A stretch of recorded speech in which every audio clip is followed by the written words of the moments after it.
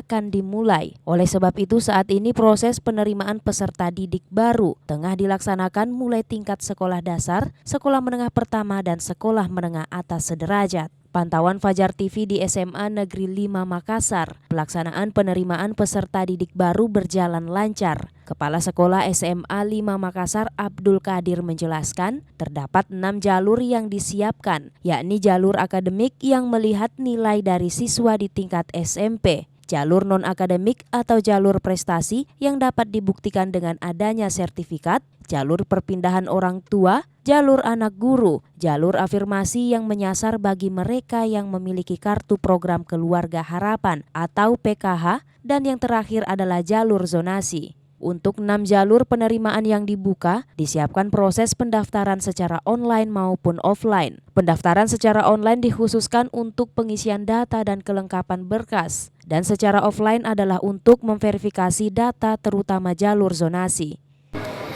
Jalur yang dilaksanakan kemarin itu adalah yang pertama jalur akademik. Akademik itu melihat nilai. Kemudian ada non-akademik. Akademik itu biasa yang digunakan di situ adalah sertifikat.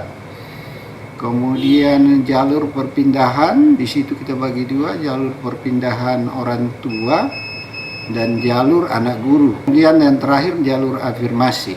Afirmasi itu dihususkan kepada mereka yang mempunyai kartu PKH, tapi ada jaminan dari Departemen Sosial bahwa inilah yang berlaku seperti sekarang. Dalam proses penerimaan peserta didik baru tahun ini, jalur zonasi akan mendapatkan kuota terbanyak, yaitu sekitar 50% dari keseluruhan jumlah murid yang akan diterima.